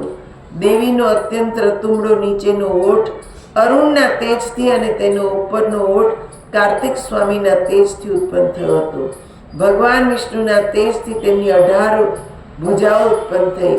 વસુઓના તેજથી લાલ વર્ણવાળી આંગળીઓ પ્રગટ થઈ. ચંદ્રમાના તેજથી બંને ઉત્તમ સ્તન તથા ઇન્દ્રના તેજથી મધ્ય ભાગ કટિ પ્રદેશ ઉત્પત્તિ થઈ. જે 3 રેખાઓથી કરચલીઓથી શોભતો હતો. વરુણના તેજથી સાથળો અને જાંગ તથા પૃથ્વીના તેજથી તેમનો વિશાળ કેડનો પાછલો ભાગ પ્રગટ થયો હતો. રાજન, આ રીતે તેજ પૂનથી સુંદર આકારના તે દેવી પ્રગટ થયા. તેમનો સ્વર અત્યંત મધુર હતો. તેમના બધા અંગો મનોહર હતા. નેત્રોની આકૃતિ અદ્ભુત હતી. મુખ પર હાસ્ય હતું. મહિષાસુર દ્વારા સંતપ્ત બધા દેવતાઓ તેમને જોઈને આનંદ વિભોર થઈ ગયા. ત્યારે ભગવાન વિષ્ણુએ બધા દેવતાઓને કહ્યું, હે દેવતાઓ, આ દેવીને તેમના બધા આભૂષણો અને વિવિધ પ્રકારના તેજસ્વી આયુધ અર્પણ કરો. કઈ રીતે દેવીનું આખું શરીર બન્યું એની વ્યાસજીએ વાત કરી કે આખા શરીરની જે રચના છે બધા જ દેવતાઓના તેજમાંથી કયું કયું અંગ ઉત્પન્ન થયું એનું વર્ણન છે. હવે વર્ણન આવે છે કે બધા દેવતાઓ એમને કયા કયા અસ્ત્ર આપ્યા. એટલે જો અહીંયા બતાવ્યું છે કે એ જે ભગવતી જેને આપણે કહીએ છીએ એ તો એક શક્તિ છે, તેજ પુંજ છે, બીજું કંઈ જ નથી. તમે ખાલી એ તેજને એ પ્રકાશને, એટલે તો જ્યારે નવરાત્રિ હોય ત્યારે આપણે અખંડ દીવો પ્રજ્વલિત કરીએ છીએ. એ શું દર્શાવે છે? ભગવતીનું વાસ્તવિક સ્વરૂપ. આ ભગવતીનું જે વાસ્તવિક રૂપ છે આ દીવો જ છે, પ્રકાશ જ છે. એ તો આ અસુરોને મારવા માટે એમણે કે છે સાકાર રૂપ ધારણ કર્યું, માનવ શરીર કે છે ધારણ કર્યું, સ્ત્રીનું રૂપ ધારણ કર્યું. બાકી એ ભગવતીનું અસલી રૂપ છે પ્રકાશ. ને પ્રકાશ આપણે નહોતા ને તોય હતો, ને આપણે નહીં રહીએ ને તોય રહેવાનો છે. અત્યારે પ્રકાશ છે ને તેજ પુંજ આપણામાં છુપાયેલું છે, પણ આપણે એને પ્રગટ કરવાનું છે. કેવી રીતે પ્રગટ કરવું? તો જો બધા જ દેવતા ક્યાં ગયા? ભગવાન વિષ્ણુ પાસે. શંકર ભગવાન, બ્રહ્માજી, બધા જ એ ત્રણેય દેવોની ઉત્પત્તિ શક્તિથી જ પ્રગટ થઈ છે. ને બધા જ ભેગા થાય. કોઈ કાર્ય કરવું હોય ને તો બધાએ એકત્ર થઈને કરવું પડે. એકલા હું કરી લઈશ એમ વિચારીને તો કોઈ દી થતું નથી. સારા કાર્યમાં સફળતા ત્યારે જ મળે છે જ્યારે બધાનો સાથ સહકાર હોય, તન મન ધન બધી રીતે બધાનો સહયોગ હોય તો જ કાર્ય સરળતાથી ને સફળતાથી પાર પડે. વ્યાસજી કહે છે ભગવાન વિષ્ણુના વચન સાંભળીને દેવતાઓ આનંદપૂર્વક પોતાના અસ્ત્ર શસ્ત્ર આભૂષણ અને વસ્ત્ર વગેરે તરત દેવીને આપવા લાગ્યા. ક્ષીર સમુદ્રે લાલ રંગના અને જે ક્યારેય જૂના ન થાય તેવા 2 દિવ્ય વસ્ત્રો તથા એક અત્યંત ચળકતો સુંદર હાર દેવીને ભેટ આપ્યો. સાથે સાથે તેમણે દિવ્ય ચૂડામણી જેનું તેજ કરોડો સૂર્યને ઝાંખા કરી રહ્યો હતું, 2 કુંડળો ને સુંદર કડા દેવીને અર્પણ કર્યા. વિશ્વકર્માએ પ્રસન્નતાપૂર્વક બધા જ બાહુઓ માટે કેયુર ને કંકણ જે અત્યંત અદ્ભુત અને અનેક પ્રકારના રત્નોથી મઢેલા હતા તે દેવીને આપ્યા. ત્વષ્ટાએ ચરણોમાં પહેરવા માટે મધુર ધ્વનિના સુંદર નિપુર જે રત્નોથી મઢેલા અને સૂર્ય જેવા ચળકતા હતા તે દેવીને ભેટ આપ્યા. વરુણે ક્યારેય કરમાયની તેવા કમળની અત્યંત સુગંધિત વૈજંતી માળા દેવીને ભેટ આપી. હિમાલય પ્રસન્ન થઈ સવારી માટે સોનેરી રંગનો સિંહ તથા અનેક જાતના રત્નો અર્પણ કર્યા. ત્યાર પછી દિવ્ય આભૂષણોથી અલંકૃત અને દિવ્ય શસ્ત્રોથી સજ્જ તે દેવી સિંહ પર બેસી ગયા. તેઓ બધા જ ઉત્તમ લક્ષણોથી સંપન્ન હતા. ભગવાન વિષ્ણુ પોતાના ચક્રમાંથી બીજું 1000 આરાવાળું ચક્ર ઉત્પન્ન કરી દેવીને આપ્યું. રાક્ષસોના માથા કાપવા માટે તે સંપૂર્ણ સક્ષમ હતું. ભગવાન શંકરે તેમના ત્રિશૂળમાંથી દેવતાઓનો ભય દૂર કરવાની ક્ષમતાવાળું એક ત્રિશૂળ કાઢીને દેવીને આપ્યું. પ્રસન્ન ચિત્તે વરુણ તેમના શંખમાંથી અત્યંત પ્રકાશિત ઉચ્ચ ધ્વનિ કરનાર એક માંગલિક શંખ અર્પણ કર્યો. પ્રસન્ન મનવાળા અગ્નિદેવે દાનવોની સેનાનો સંહાર કરવામાં કુશળ એવી એક શક્તિ તથા એક સુંદર સત ધ્વનિ એક પ્રાચીન અસ્ત્ર આપ્યું. વાયુદેવે બાણોથી ભરેલું તર્કસ અને એક અદ્ભુત અને ઉગ્ર ધનુષ દેવીને ભેટ આપ્યું. તેનો ટંકાર ભયંકર હતો. ઇન્દ્રે તેના વજ્રમાંથી ઉત્પન્ન કરીને વજ્ર અને ઐરાવત હાથીનો સુમધુર ધ્વનિવાળો ઘંટ આપ્યો. સંહાર સમય જેનો ઉપયોગ થાય છે તે કાલદંડમાંથી યમરાજે ઉત્પન્ન કરેલો બીજો કાલદંડ દેવીને આપ્યો.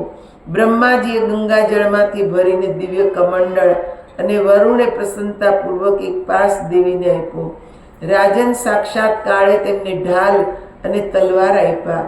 વિશ્વકર્માએ તીક્ષ્ણ ધારવાળો ફરસો તથા કુબેરે મદિરાથી ભરેલું સોનાનું પાત્ર તથા વરુણે કમળના ફૂલોનો દિવ્ય હાર દેવીને અર્પણ કર્યો. ત્વષ્ટાએ પ્રસન્ન થઈને ભગવતીને રાક્ષસોનો સંહાર કરનારી કૌમોદકી નામની ગદા ભેટ આપી. તે ગદામાં મધુર અવાજ કરનારી સેંકડો ઘંટડીઓ લાગેલી હતી. સાથે સાથે તેમણે બીજા અનેક પ્રકારના અસ્ત્ર તથા અભેદ કવચ પણ ભગવતીને અર્પણ કર્યા. સૂર્યએ જગદંબાને પોતાના કિરણો આપ્યા. જ્યારે કલ્યાણમયી ભગવતી આભૂષણોથી અલંકૃત થઈને હાથમાં આયુધ લઈને સિંહ પર બિરાજ્યા ત્યારે ત્રિલોકને મુગ્ધ કરનારા તેવા દિવ્ય દર્શન કરીને દેવતાઓ તેમની સ્તુતિ કરવા લાગ્યા. બોલ શ્રી અંબે માત કી જય. બધા દેવતાઓએ કે છે મા ભગવતીની સ્તુતિ કરી. અનેક પ્રકારના અનેક નામો લઈને કે તમે શિવા છો, કલ્યાણી છો, શાંતિ છો, પુષ્ટિ છો, વૃષ્ટિ છો, તમે રુદ્રાણી છો. આમ બધા જ અનેક નામ દઈ જેમાંથી ઉત્પન્ન થયા છે બધાના જ કે છે નામમાં ભગવતીને આપ્યા. આ પ્રમાણે દેવતાઓની સ્તુતિથી અખંડ સુખ પ્રદાન કરનારા દેવીનું મુખમંડળ પ્રસન્નતાથી ખીલી ઉઠ્યું. દેવતાઓને તે મંગળમય વચન કહેવા લાગ્યા. હે દેવતાઓ, તે મૂર્ખ મહિષાસુરથી તમે નિર્ભય થઈ જાઓ. હું તરત જ તે અજ્ઞાની અને વરદાનના અભિમાનથી છકેલા દૈત્યને સંગ્રામમાં મારી નાખીશ. આમ દેવતાઓને આ પ્રમાણે કહીને દેવી મોટેથી હસી પડ્યા. તે બોલ્યા, ભ્રમ અને મોહથી વ્યાપતા કેવું વિચિત્ર જગત છે. આજે બધા જ દેવતાઓ મહિષાસુરથી ભયભીત થઈ રહ્યા છે. તેમનું હૃદય કંપી રહ્યું છે. માન્ય દેવતાઓ, પ્રારબ્ધ ખૂબ ભયંકર ને દુર્જય જીતવું કઠણ છે. કારણ કે કાળ અને કર્તા તે જ છે. તેના જ કથનાનુસાર સુખ અને દુઃખ પ્રાપ્ત થાય છે. આમ થોડું હસીને વાત કર્યા પછી દેવીએ અટ્ટહાસપૂર્વક ઊંચા સ્વરે ગર્જના કરી. તે ભયંકર શબ્દને સાંભળીને દાનવો ડરી ગયા. તે ઘોર શબ્દથી પૃથ્વી ધ્રુજી ઉઠી. બધા પર્વતો ડગમગી ગયા. સમુદ્ર તરંગો ઉછાળવા લાગ્યા. તે ગર્જનાના પ્રભાવથી સુમેરુ પર્વત તેના સ્થાન પરથી ખસી ગયો. બધી દિશાઓ ભીષણ અવાજથી ગાજી ઉઠી. તે ગગનભેદી અવાજને સાંભળીને દાનવોમાં ફફડાટ પેસી ગયો ને દેવતાઓ અત્યંત રાજી થઈ કહેવા લાગ્યા, દેવી આપનો જય થાવ, દેવી અમારી રક્ષા કરો. આ પ્રમાણે બધા દેવીની પ્રાર્થના કરવા લાગ્યા. મદમાં છકેલા મહિષાસુરે પણ આ ગર્જના સાંભળી તે ક્રોધથી સમસમી ઉઠ્યો. શંકિત હૃદય તેણે દાનવોને પૂછ્યું, આ શું થઈ રહ્યું છે? તેણે આજ્ઞા આપી આ વિશિષ્ટ અવાજના સંબંધમાં જાણકારી મેળવવા અત્યારે જ દૂતોને રવાના થાય અને આ અત્યંત કઠોર અને કાનના પડદાને ફાડી નાખે તેવો અવાજ કોના મોઢામાંથી નીકળ્યો છે તેનો પત્તો મેળવો. આવી ગર્જના કરનાર દેવતા અથવા દાનવ જે કંઈ પણ હોય તેને પકડીને મારી સામે હાજર કરો. તે મહાન, નીચ અને અભિમાની હોવો જોઈએ, ત્યારે તો આવી ગર્જના કરે છે. હું તેને મૃત્યુના મુખમાં હોમી દઈશ. ખરેખર તે મૂર્ખનું આયુષ્ય પૂરું થઈ ગયું છે. તેથી હવે મારા હાથે તે યમ સદન જવા ઈચ્છે છે. દેવતાઓ તો ક્યારનાય પરાસ્ત થઈ ગયા છે. મારા ભયથી તેમનું હૃદય ધ્રુજતું હતું. તેથી તો આવી ગર્જના કરવા સમર્થ નથી ને તેમણે મારી આધીનતા સ્વીકારી લીધી છે. તે દાનવોનું તો આવું કરે સંભવ નથી. પછી કયા મૂર્ખે આવી ગર્જના કરવાનું દુઃસાહસ કર્યું? આ બાબતની પૂરેપૂરી જાણકારી મેળવીને દૂત તરત જ મારી પાસે આવી જાય ત્યારે હું જઈને વ્યર્થ પરિશ્રમ કરવાવાળા તે દુરાચારીને મારી નાખીશ. મહિષાસુરની આજ્ઞાથી દૂતો ભગવતી જગદંબા પાસે ગયા. તેમણે જોયું તે દેવીના સર્વાંગ ખૂબ જ મનોહર હતા, 18 ભુજાઓ હતી. તેમનું દિવ્ય વિગ્રહ સંપૂર્ણ આભૂષણોથી અલંકૃત હતું. આ બધું જોઈને કે છે દૂત અત્યંત શંકાશીલ થયા. તેમને એમ થયું કે આવું કોણ ઉત્પન્ન થયું, આ કોણ શક્તિ છે? તેમણે તરત જ કે છે મહિષાસુરને જઈને ભયંકર ગર્જનાનું કારણ બતાવ્યું. દૂત બોલ્યા, હે દાનેશ્વર, અમને તો કોઈ સુંદર સ્ત્રી જોવા મળી. તે દેવીના બધા અંગ તરુણતાથી ખીલેલા છે. તેણે બધા અંગોમાં આભૂષણ પહેર્યા છે, રત્નો અને શરીરથી શોભા વધારી રહ્યા છે. તેનું અદ્ભુત રૂપ અત્યંત આકર્ષક છે. તે મનુષ્ય કે અસુરો એવું લાગતું નથી. તે શ્રેષ્ઠ સ્ત્રીની 18 ભુજાઓ છે. હાથોમાં અસ્ત્ર શસ્ત્ર લઈને તે વિશાળ સિંહ પર બેઠી છે. તેના બધા અંગોથી અભિમાન નીતરે છે. અમારા માનવા પ્રમાણે તેણે જ આ ગર્જના કરી છે. ઈચ્છા થાય ત્યારે તે મોઢામાં મદિરાનું પાત્ર લઈને મદિરા પાન કરે છે. અમારા માનવા પ્રમાણે તે હજી કુમારી છે. દેવતા ઉત્સાહથી આકાશમાં ઊભા ઊભા તેની સ્તુતિ કરી રહ્યા છે.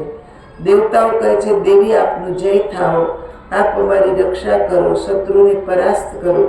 દૂતો કહે છે, પ્રભુ, તે શ્રેષ્ઠ સ્ત્રી કોણ છે તે અમે જાણી શક્યા નથી. કોની સાથે તેનું લગ્ન થયું છે? તે સુંદરી અહીં કેમ આવી છે ને તેને શું જોઈએ છે? તેના શરીરમાંથી જે પ્રકાશ નીકળે છે તેની સામે જોઈ શકાતું નથી. તેના બધા શ્રૃંગાર વિરોચિત છે. તેના મુખ પર હાસ્ય છે. વળી શ્રૃંગાર, વીર, હાસ્ય, રૌદ્ર અને અદ્ભુત, આ પાંચેય રસોથી યુક્ત તે સ્ત્રી જોવામાં ભયંકર લાગે છે. તેનું આવું રૂપ જોઈને અમે તેની સાથે વાત કર્યા વિના જ પાછા આવ્યા છીએ. રાજન, અમે આપના આજ્ઞાકારી છીએ. હવે અમારે શું કરવું? મહિષાસુરે મંત્રીને કહ્યું, વીર, તમે મારા પ્રધાનમંત્રી છો. મારી આજ્ઞા પ્રમાણે સેના લઈને જાઓ. સામદામ વગેરે ઉપાયથી તે સ્ત્રીને અહીં લાવવાની વ્યવસ્થા કરો. ને કે છે મંત્રી ત્યાં જઈને એ સુંદર સ્ત્રીને મહિષાસુરની પાસે લાવે છે. મહિષાસુરના મધુર વચનો સાંભળીને તેનો પ્રધાનમંત્રી તરત હાથી, ઘોડા અને રથ સાથે પ્રસ્થાન કરી ગયો. પરંતુ મનસ્વી ભગવતી જગદંબાની સાથે જવાની તેની હિંમત ન થઈ. ખૂબ દૂર ઊભા રહીને તેણે નમ્રતાપૂર્વક મીઠા શબ્દોમાં કહ્યું. પ્રધાનમંત્રી કહે છે, મહાભાગ, મારા સ્વામી જગત વિજયી છે. તેમને દેવતાઓ પણ હરાવી શકતા નથી. મનુષ્યોની તો વાત જ ક્યાં રહી. તેમણે મધુર શબ્દોમાં પૂછાયું છે કે આપ કોણ છો અને કયા હેતુથી આપ અહીં આવવાનું કષ્ટ ઉઠાવ્યું છે? સુલોચની, અમારા મહારાજને બ્રહ્માજીએ વરદાન આપ્યું છે. તેનું તેમને અભિમાન છે. બધા જ દાનવ તેમની આજ્ઞા માને છે. તે બળવાન છે ને ઈચ્છાનુસાર રૂપ ધારણ કરવા સમર્થ છે. તેમનું નામ મહિષાસુર છે. મનને મુગ્ધ કરનારું રૂપ બનાવીને તમે આવ્યા છો તે જાણીને તેઓ તમને મળવા ઈચ્છે છે. તે હમણાં મનુષ્યના રૂપમાં તમારી પાસે આવશે. સુંદરી, તમારી જેવી ઈચ્છા હોય તેમ કરો. અમને બધી વાતો માન્ય છે. મૃગલોચની, મારા બુદ્ધિમાન સ્વામી તમારા પ્રતિ અપાર શ્રદ્ધા ધરાવે છે. યોગ્ય લાગે તો તમે તેમની પાસે ચાલો, અન્યથા હું તેમને અહીં બોલાવી લાવું. દેવેશ્વરી, જેવી તમારી અભિલાષા હોય તેમ કરવા હું તૈયાર છું. મહારાજ મહિષાસુર તમારા રૂપની પ્રશંસા સાંભળીને અત્યંત વશીભૂત થઈ ગયા છે. સુંદર જાંગવાળા, તરત જ આજ્ઞા આપો તેનું પાલન કરવું, તેને હું મારું પરમ કર્તવ્ય સમજું છું. દૂતે હવે ભગવતીને પ્રાર્થના કરી છે ને માં ભગવતી પછી મહિષાસુરની જે આજ્ઞા આપે છે એ અધ્યાય આપણે આવતીકાલે જોઈશું. આજે અહીંયા જ કથાને વિશ્રામ આપીએ છીએ. બોલ શ્રી અંબે માત કી જય. સિયાવર રામચંદ્ર ભગવાન કી, ઉમાપતિ મહાદેવ કી, કૃષ્ણ કનૈયા લાલ કી. શ્રી સદ